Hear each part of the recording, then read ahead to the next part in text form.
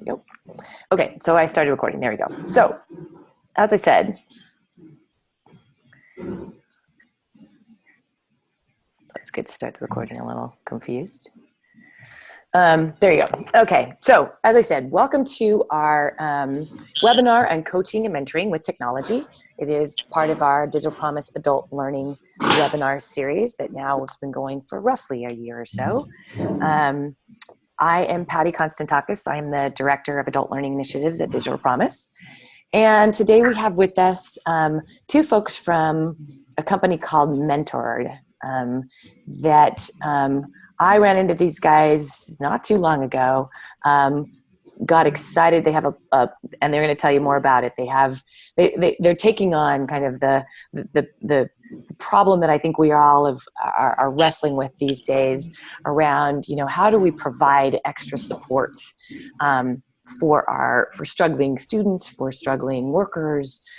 How do we think about doing mentoring and coaching when we're thinking about technology? And so they've thought about it from a particular perspective, and they have a platform that that I got excited about, and so invited them to come talk about that here today.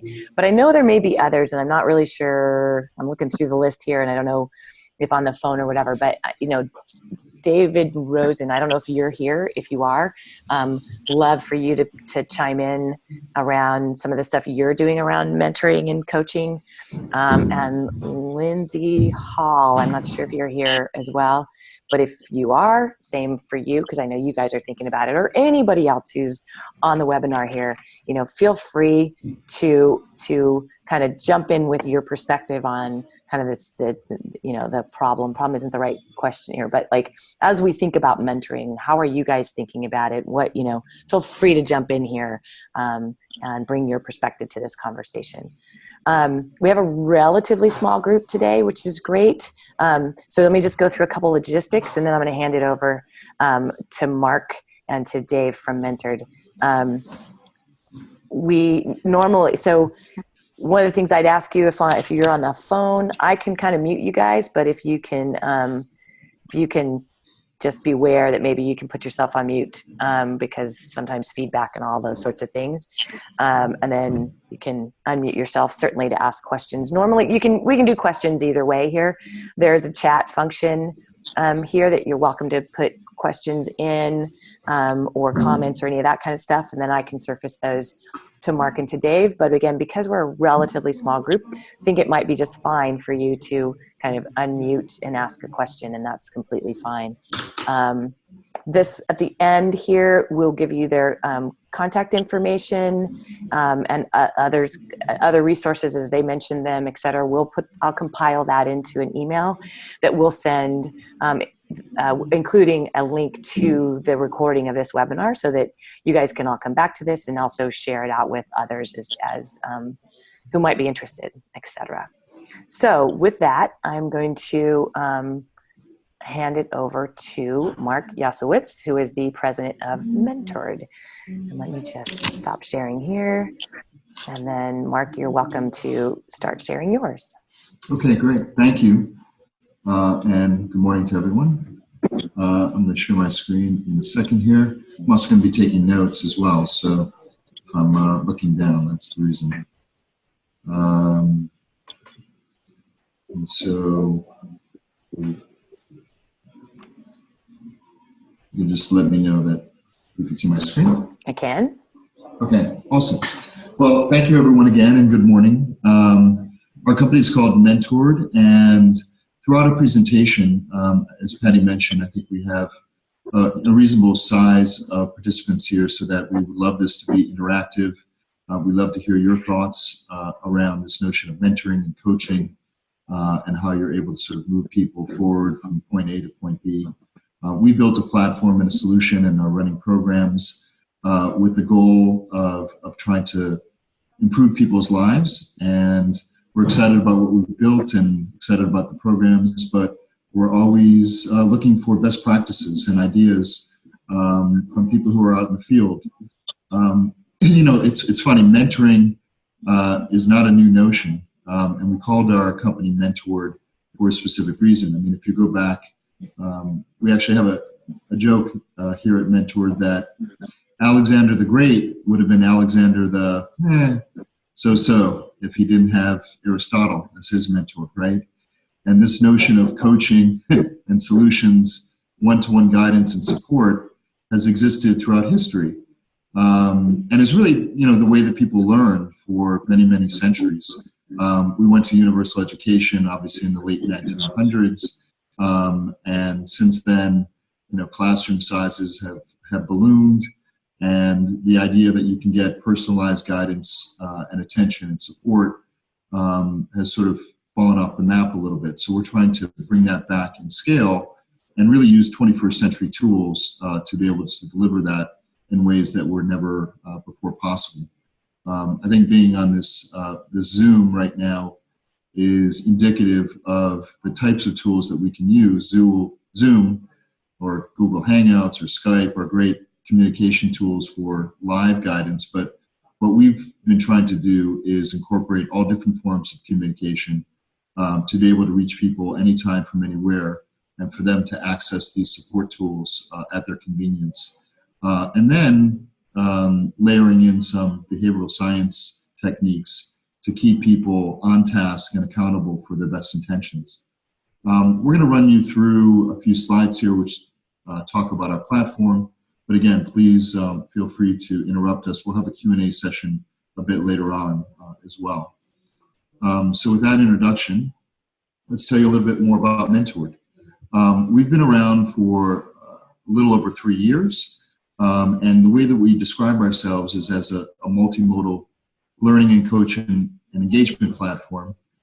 We use technology, robust and secure technology that connect learners, whether those are adults or youth, or corporate executives, with courses and programs to really facilitate this notion of coaching and engagement anytime from anywhere. Our platform uses a combination of text, chat, assigned courses, content, checklists, alerts, reminders, and live coaching sessions using a communication protocol similar to Zoom here. For what we call high-frequency personalized engagement with our participants. And by using these 21st century tools that people use in their everyday lives, we make it simple and easy to communicate and interact with these multiple touch points so that we can reach people wherever and whenever they need their support. And we can actually, as I said earlier, hold people accountable for their best intentions. So, there's countless examples of programs and services where people start off wanting to improve their lives and their earning power and potential or their knowledge, but they fail to succeed for a variety of reasons. And not to pick on, two organizations because they're unbelievable, but think about Coursera, for example, a darling of the education learning universe, but with 25 million subscribers, people to their courses who are taking their courses presumably to improve their lives and their earning potential, but only 5% completion rates. Or even if you look at something like Weight Watchers, where people are trying to improve their health or their fitness. And Weight Watchers has published rates, well, they haven't published it, but about 6% success rates. And we have to ask ourselves, what are preventing people from moving forward with their best intentions and trying to affect change in their lives? And we believe here at Mentor that this often happens because there isn't someone or something who's monitoring their progress, who's available consistently to help. Or using, as I said, these tools to nudge, remind, and provide guidance to people to keep them on the path that they need for success. So the Mentor platform was designed to provide these supports really all in one place.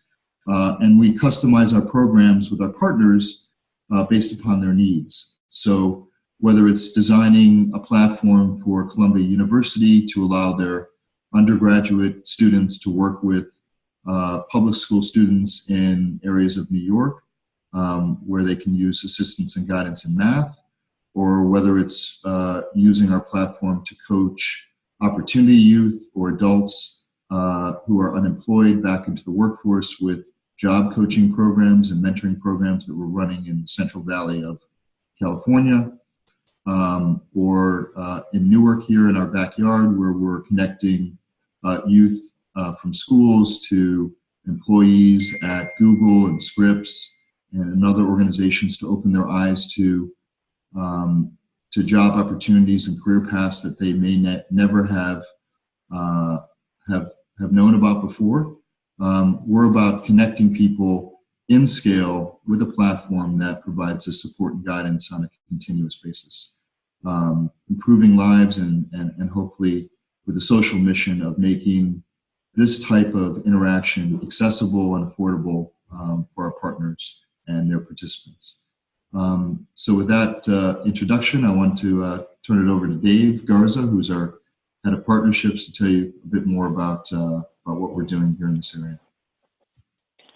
All right, so if you could flip that slide once. Hello, everybody. Let's just set context for a minute in the adult learning space. There are multiple challenges that we all know about. These next two slides are really sort of the preaching to the choir slides, but it will level set all of us. And I encourage everyone on the call to add to this list. I'm sure it is not 100% comprehensive, but just for review, the challenges include the multiple responsibilities that adults have to deal with, including working, family, paying the bills, housing, feeding themselves, which then translates into scheduling restrictions, time restrictions. So sort of the historical models of going somewhere at a prescribed time on a regular basis becomes much more difficult to do. And it includes taking time out of your day for transportation. If you're in a rural area and you're traveling long distances, that can be problematic. If you're in an urban area and seeking public transportation schedules, that too can become a hurdle. The support systems that are in place, there are many of them. In many cases, or in some cases, people are unaware of them or unaware how they fit together and how they're connected. And in many cases, they're not connected. Again, sort of preaching to the choir here, adult learners have been out of the learning space in many cases for some period of time. So there may be college readiness issues. Certainly confidence can be an issue, as many adults that are getting services have, I've heard it characterized as educationally traumatized. They didn't have success while they were in school the first time. So there's no reason really for them to believe that they're going to be successful this next time around, but they have this strong desire to improve their lives, the lives of their families as well.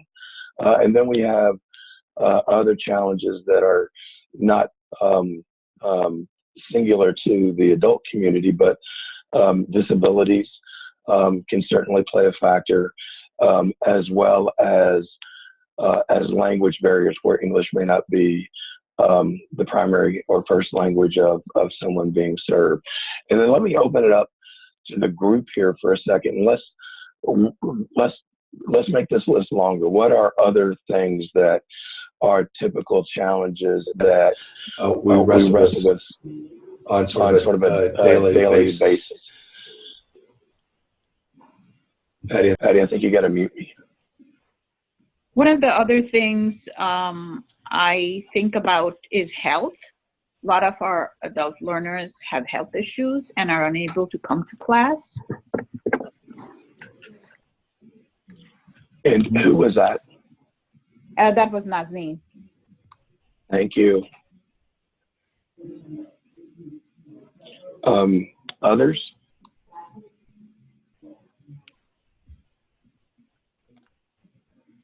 Okay. I'm sure there are others. So as you think about them, just shout them out. Mark, if you would move to the next slide. Wait, hang on, Dave. Somebody typed in there that the internet access and connectivities can be a big deal as well. Right. Technology access, yeah. Yep. That, which it hinders sort of, as you say, success and completion. As we think about technology, it's also an issue to think about.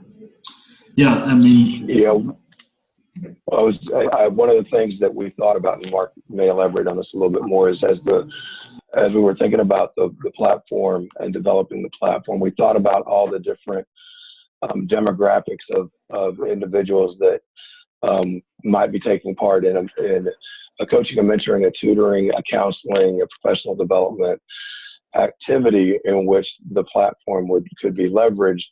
And we wanted to make sure that the platform was optimized for the technology device that people had access to most of the time, if not all of the time. And today that's the smartphone. Mark, you have something to add to that? Yeah. I was going to mention that, it's interesting that the notion of connectivity, whether that's in the home and broadband rates are increasing. So thankfully more people are having access. But what we're seeing in our programs are, if you have a connected device, a computer at home, is one thing, but, the majority of people, over 90% of the people in our programs have smartphones and arguably have smartphones before they have other basic necessities in their life. It's really the communication tool that bridges people together these days. Everyone sort of has this supercomputer in their pocket, usually from the time they wake up to the time they go to sleep. The other thing I wanted to point out is, as we're creating programs, for example, New York Public Libraries is another organization that we're speaking with about creating an adult program for English language learning. Whereas they have a physical learning curriculum that people come once a week for book learning. I think class size is around 40 or so students per participant. But what they were lacking was the ability for students to practice their language skills with native language speakers in between these sessions. So we're speaking to them about using the Mentored platform to connect adult learners with English language coaches so that they can practice, in 20-minute sessions once a week on the practical skills that they're learning in class. I mentioned the library specifically around this idea of connectivity because, people think that libraries are dead. But actually, New York Public Library had 40 million visitors last year, more than all the sports teams combined times 10. And what people were going to the library were for services and connectivity. So, people are getting connected when they need to be connected because they know it's, something that they need in their everyday lives to be able to pay bills these days or to be able to get these types of services. So whether that's at the library or at hotspots like Starbucks or other areas where there's free Wi-Fi offered, I think it's getting better. It's not perfect yet, but it's getting better.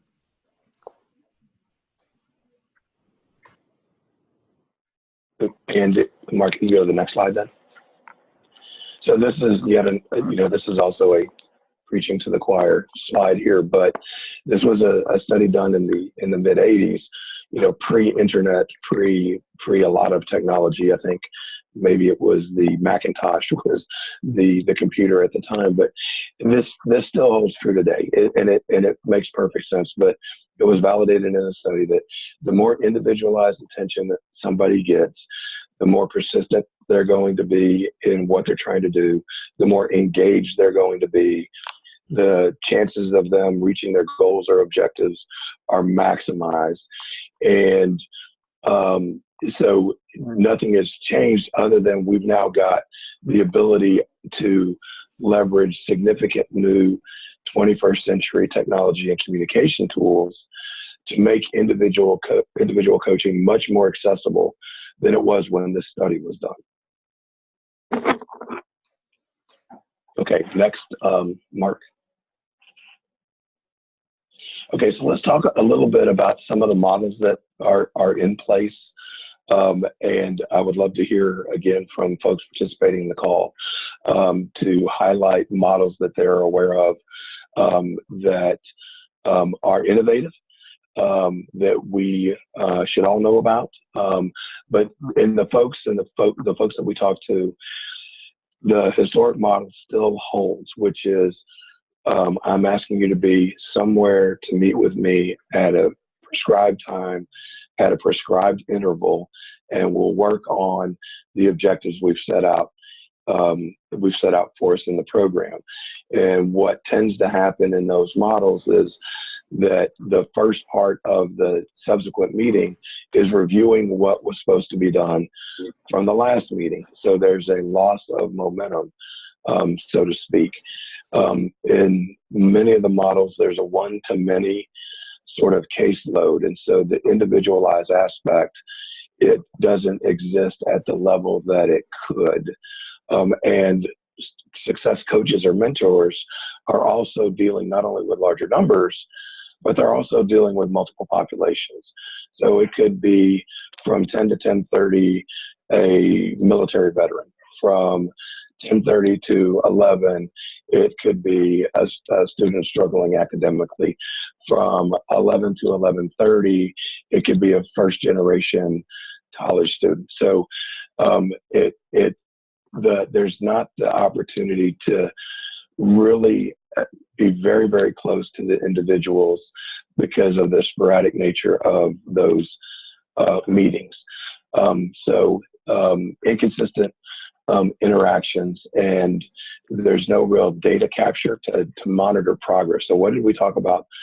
Here's what we talked about last time, and it's in my notes.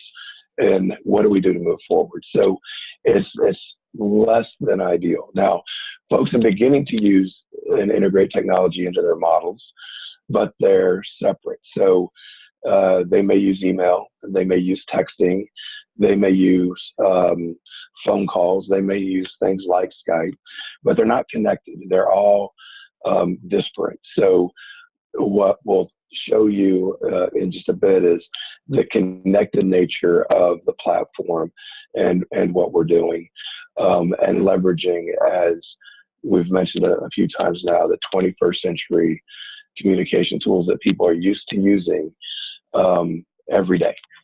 So let me open it up and ask the group for other models that they've seen or corroboration that the models that I just mentioned are still the ones that are tend to be in place. So with that, I'll shut up here and open it up to the floor.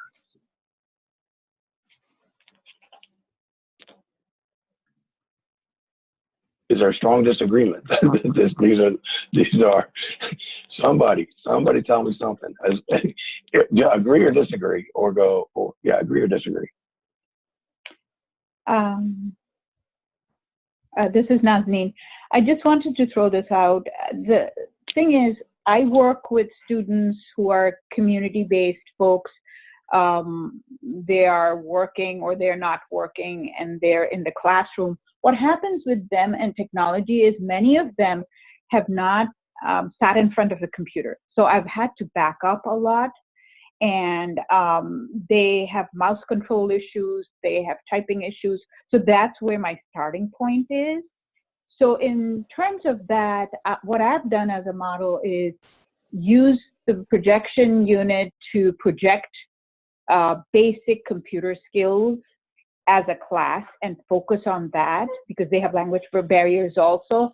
So then we focus step by step with that, and then bring them to the computer lab and work with them individually and observe where the issues are for each individual person, and then regroup them again. So that's a model that I've followed. And I'm looking for better tools or better ways of doing things. So that's all I had to share. Yeah, terrific. Thank you. Thank you. I think that is a great lead-in to our next slide, our next few slides that talk about the platform and some of the specifics. And I think in a lot of cases, while people may not be comfortable navigating a computer for the first time, they're generally more comfortable with the apps and navigating through their smartphone.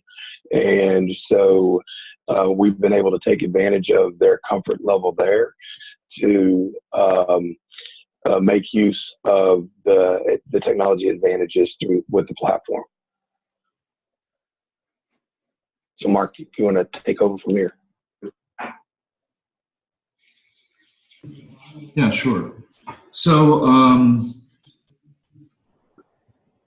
what we are, defining here, and here you're seeing a picture of, a coach working with someone on a video chat. That's just one element of the solution of the programs that we're putting together. Because, what we're trying to do is really develop frequent touch points with learners through a number of different ways to engage with them. So personal learning and one-to-one is one element. And I also wanted to sort of just go back for a second. We were talking about historical models, and there are new models that are evolving where there's the ability right now to create really extraordinary public-private partnerships for success. So what I mean by that is, when we talk about personalized learning and one-to-one learning, people automatically think, oh, well, I don't have, the internal support staff to be able to provide this service. How are, my staff and resources who are already stretched going to be able to drive this personalized attention and coaching to individuals on demand or in scheduled situations. But really, platforms like ours and others allow for individuals who may not otherwise be able to participate in this assistance and guidance because they can't leave their desk for hours on end to go in person to meet someone at a school or at a support location, or they're retired and can't necessarily don't have the mobility to be able to reach these areas, or they live in rural communities where the commute would be 3 times the amount of time of the actual time spent with the participant. But with platforms and tools and connection, and again, it doesn't have to always be live; it can be asynchronous as well. We're able to multiply and scale the ability to reach people on a personal basis and remain in touch with them by incorporating other participants. So whether they're volunteers, or as I mentioned, the retiree community is, there's a wealth of people who've gone through very similar issues as the people who need help with, who can also participate in this if it's easy and convenient and accessible for them to do so. So, these models are relatively new given the newness of the technology platforms that are evolving. But it's, I think, the opportunity now to rethink some of the models of traditional guidance and support and mentoring, and start to think of, oh, well, what other areas could I tap into? Is there, do I have the on-site support staff? Do I have, other people who I can tap into? Alumni, for example, is a great, wealth of people that, who want to remain involved, rather than just sort of writing a check back to the organization. So as we're thinking about new models of how we can get closer and closer to Benjamin Bloom's, he called it the 2 sigma problem because at that time it wasn't affordable or scalable, but perhaps we can slice open the Gordian knot and provide this individualized attention on a more consistent basis using new tools like what we've built as well. Hey, Mark, we have a question in the chat area, and the question is the platform for an ed institution's own staff to use for mentoring, or does your organization provide the mentors? Sure, that's a great question. So the answer is both. So it really, the platform itself we can provide to an organization or a school. And it could be, completely self-directed, meaning that we can provide the tools and onboard people and help you get started. But then you could bring your own people to the table. Columbia University, for example, it's there. We built a platform for them. It's customized to them. I should mention that the platform can be completely customized to your organization, the name, the colors, the logo, what you're calling it, coaches, mentors, tutors, the subjects and topics and areas that you want to concentrate on. All of that is customizable for our participants. So in Columbia's case, we're not providing any of the mentors. They're sourcing them from their undergraduate community to be able to work with their students. They're doing the curriculum, they're doing the courses, they're doing the scheduling. So it's it's all their system. We're just providing the software. In other programs, though, we have a service, a managed service, where we can help recruit, hire, train, and onboard and manage the mentors or the coaches. So, for example, in our job coaching solution in Central Valley, California, we are sourcing mentors, job coaches in this case, who've been background checked and trained and approved by the local workforce development board to provide this coaching to their candidates. So it's really a turnkey solution in that case. Their only responsibility is really to supply us with job seekers, and unfortunately in that area there's many of them. It's a pretty challenging area of California. And in that program, we are using job coaches that we've sourced throughout the state, actually employing people throughout the state. So there's a bonus on that side to work individually with our candidates. And I'm happy to report that in that solution, which was featured recently in a Forbes article about new emerging technologies in the job and workforce development arenas, that they initially gave us targets of around 30% job placement rates that they would be happy with, and that we're north of 72% right now. And we have countless testimonials really back from people, because the traditional models of forcing people to come into a workforce development board to be able to get this types of services is just it's difficult for many people to actually get there. And now we can provide this frequent contact with individuals, and I believe in my heart that it's not only about helping to curate job opportunities or practice interviewing skills or basic navigation of technology, but a lot of it has to do with motivation, confidence building, that someone cares, and that they they have this interaction with their clients on a frequent basis. Some of the stuff is automated as well in terms of inspirational messages or motivational messages, and it's all tracked as well. So sorry if that's a long-winded answer to. We can provide the coaches. We have a simple onboarding flow where we can do background checks on people, and they would be published based upon published to the network based upon your guidelines, or we could just provide the software.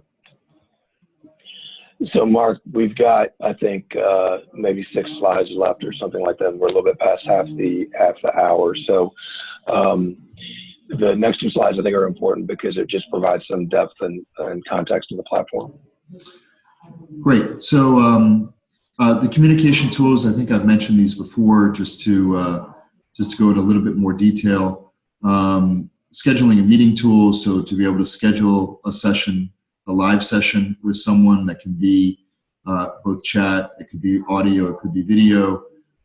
We could include or exclude any of those types of ways that you communicate based upon what your needs are, your desires. So if you didn't want a video session, it could be just a chat-based session, which is used in some of our programs. Coach profiling and matching. So we have an algorithm where we're able to match mentee needs. So they can, we can customize for our partners the areas of focus, subjects, and topics. And then when they search for a mentor, they can only be connected to those who meet that criteria or expertise. So it's a very simple, easy matching tool. We have asynchronous messaging. So, one of the interesting things about our platform is that you don't have to be connected through a computer on the platform to receive messages. So, and this fosters this high frequency communication, because I could send you a text message. It would go through the platform anonymously and then get to your phone or device, and you would receive that message whether or not you're logged into the platform or not. What this does is, one, it fosters privacy in that I don't individually have your phone number, or you don't have my personal phone number, so we're not exchanging personally identifiable information, which, in some cases can be daunting to either side of the equation. But we're facilitating that communication, and again, everything that is sent is recorded on the platform for quality assurance review. We do have content, so we have courses that we can create or co-create, or our partners may have materials that we can digitize and create micro courses or nano courses for skills certification or advice or guidance and support. So you can easily access a course. Within each of the courses, we have assessment tools that coincide with the courses right inside the course exactly, so that we can assess whether you've understood the material or keep you engaged. Of course, all of these assessments are captured, where you are in the course, what you've answered correctly or incorrectly, so that we can use that as a point of intervention to the extent you're not really understanding the material. I had mentioned the notification alerts and reminders. A lot of this is based upon, among others, the behavioral science of a gentleman by the name of B.J. Fogg out of Stanford, who talks about the science of tiny habits. And he talks about breaking down these sort of large categories of learning or self-improvement into tiny micro habits that are achievable. And often that's, when we send out an alert or reminder, these are based upon campaigns that we drive with our partners about achievable things for that day or for that moment, which keep people on the pathway of learning, so that, it's not just sort of, let's talk once a week, but it's like, okay, how are you doing today? And click here, good day, yes or no, or do you have issues? So we can, build these sort of habits of engagement, which keep people on the pathway to success. In terms of content, we can load videos or PDFs or audio or presentations into the courses or into the live chats, so that you could, watch a video together or look at a screen together to be able to understand the materials contextually. We have an integrated whiteboard, which is really mostly for our math students. You can draw on the whiteboard shapes, sizes, and calculations. And then we have what we call a checklist. We call it to-dos. Some people call them assignments.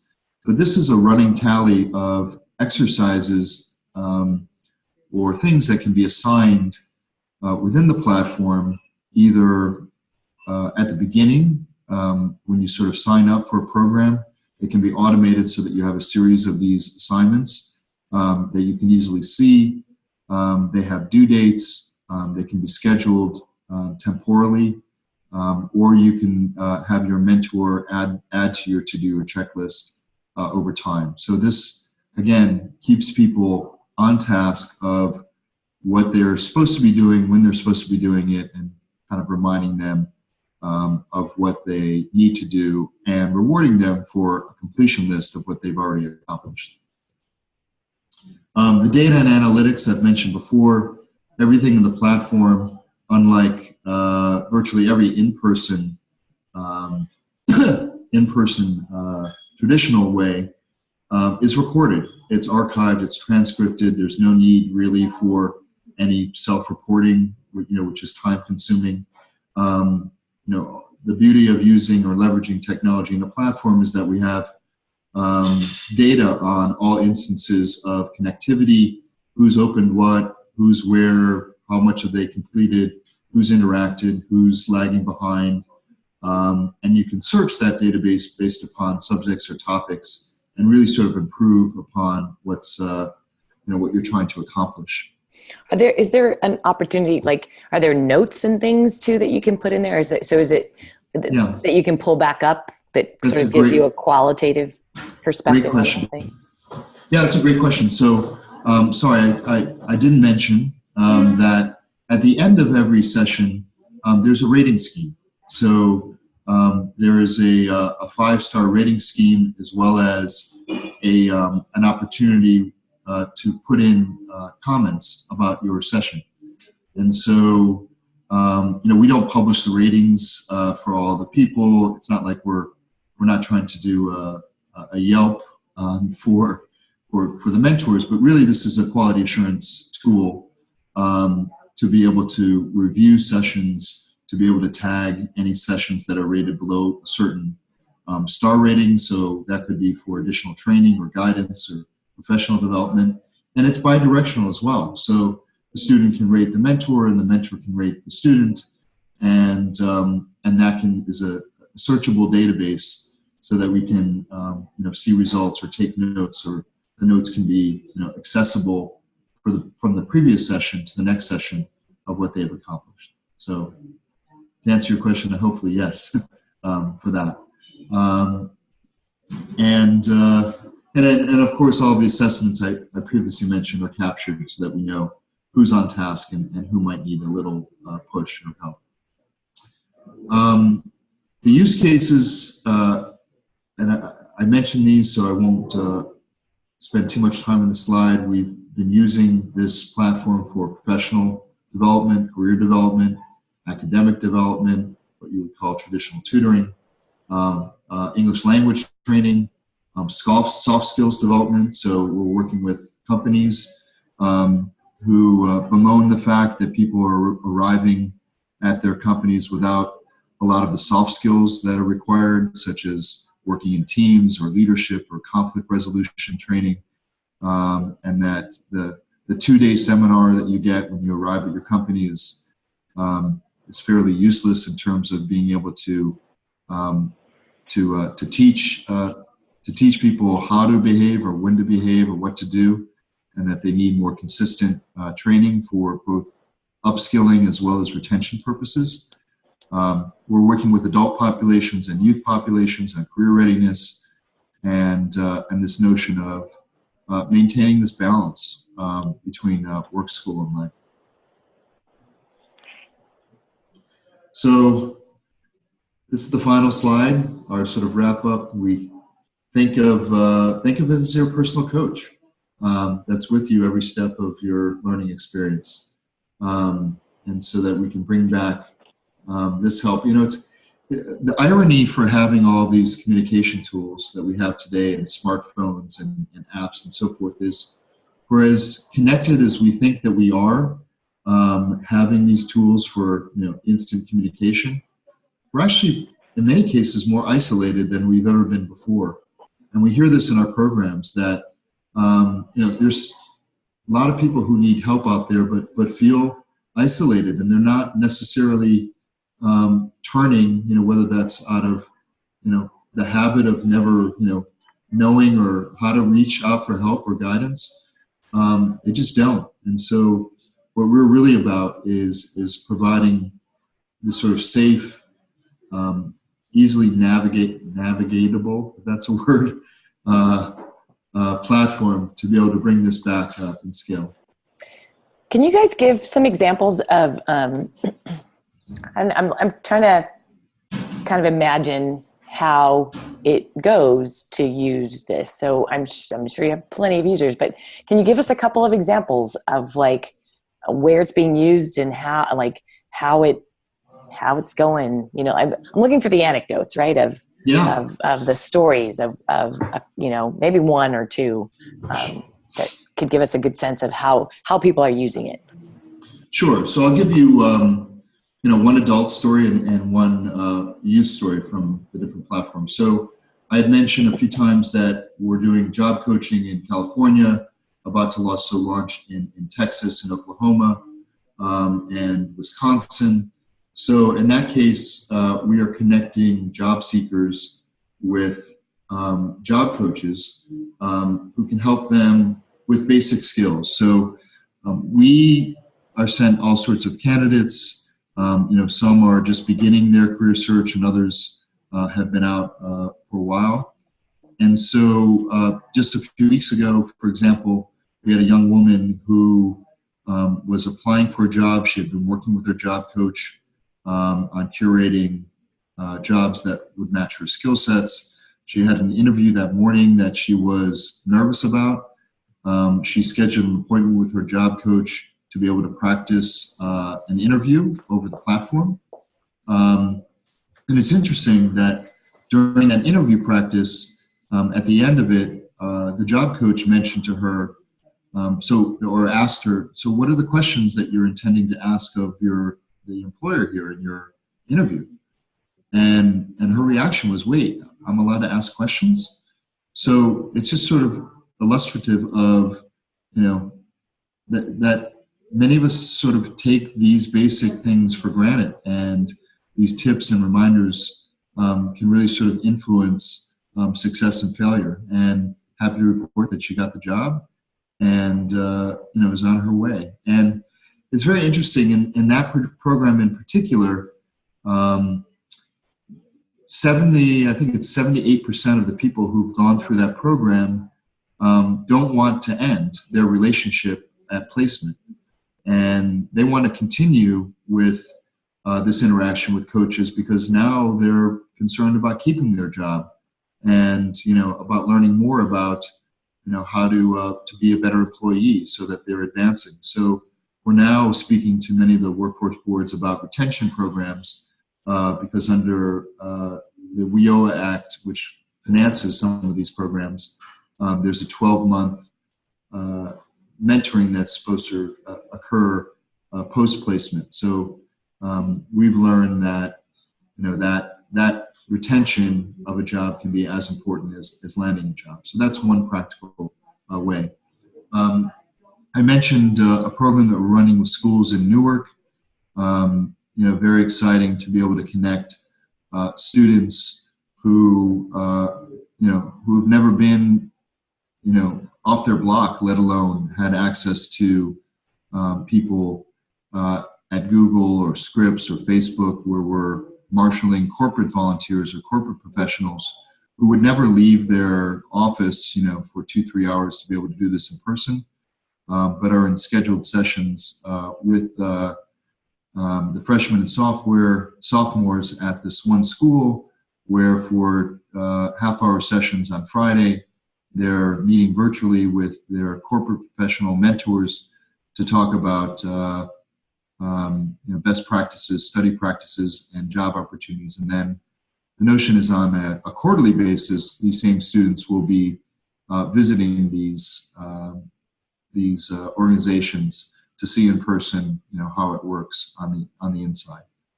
So those are two examples, I guess, of how the platform is being leveraged by our partners to improve its success. Interesting. Sounds very cool. Thank you. One of the things that we had considered as we were preparing for this webinar was whether or not to go through and show live the platform and provide a platform tour. But as you can see, we're 10 minutes from the top of the hour. We would have blown the timing out completely. So if there are folks on this call, or you are in contact with folks that would like a platform tour, our contact information will be coming up soon, and we're happy to schedule those. We do them on a very regular basis. And so we're happy to do that as your schedule provides. What about questions from others? Are there other questions here? This is Vinod Lobo here from San Diego. My question is, everything I'm seeing, it looks like this is somewhere between sort of a mentoring communication platform and a full-blown learning management system. I know a lot of the clients that I work with are piecing together things like this ad hoc because they need to get WIO funding, and their own institution already bought a learning management system. So they're very locked in, but people are having a hard time using it, especially English learners, things like that. So where does this fit in terms of where a learning management system or just a mentoring program? Thanks. So thank you for the question. So, you know, we've heard the same story, is that, oh, we invested in an LMS system and for better or for worse, you know, have that on our books. So, you know, we're not trying to compete nor, you know, with the traditional LMS systems. We're sort of more LMS light. So if you have courses that are, you know, already in your learning management system, we can import them, or we could break them up into, you know, into let's say more bite-sized pieces. But the LMS systems that, you know, that exist right now, they're really not about what I would call, you know, this holistic high-frequency engagement platform.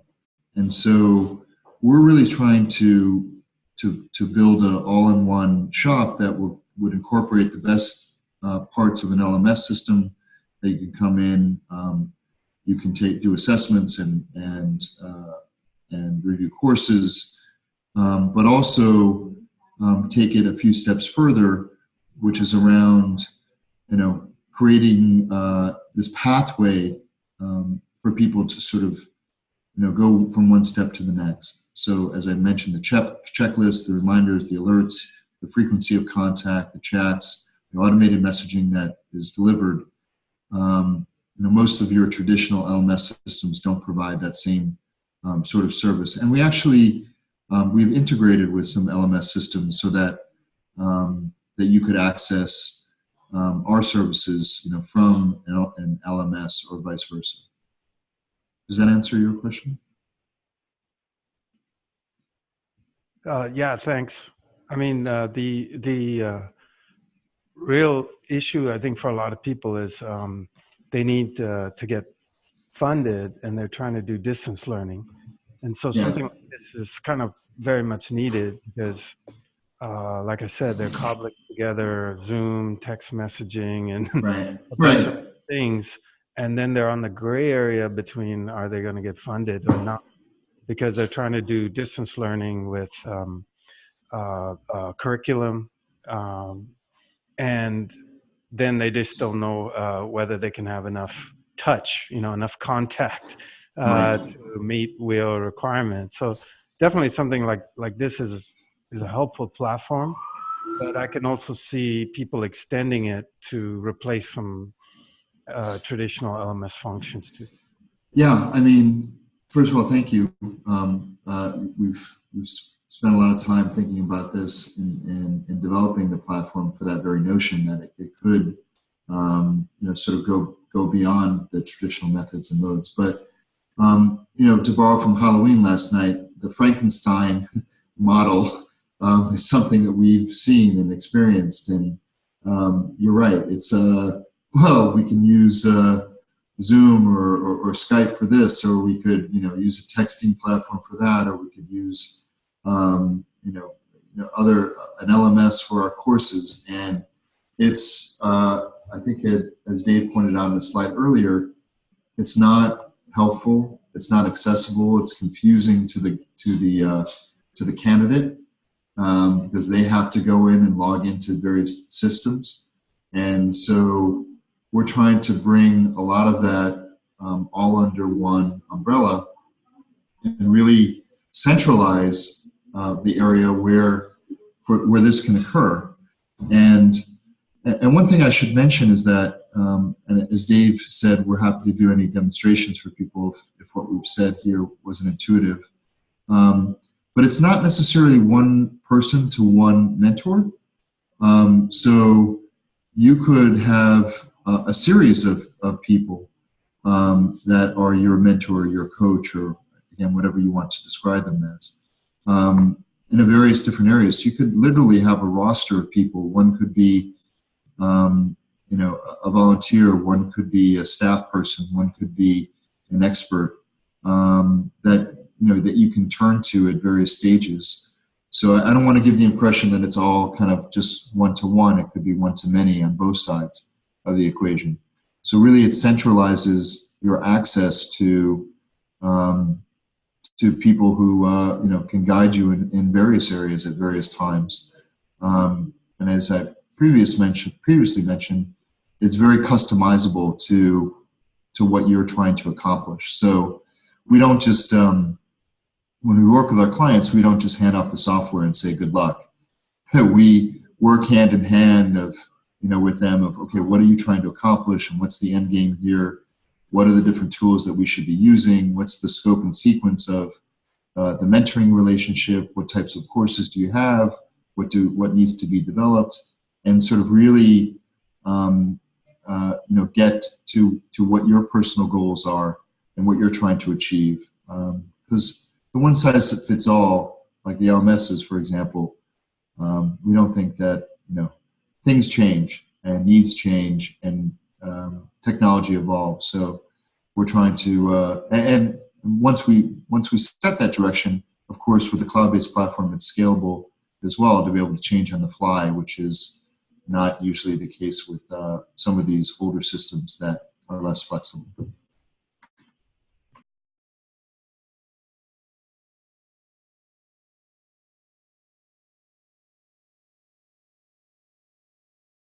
I need to unmute in order to say that. We might have time for one more quick question if anybody has another.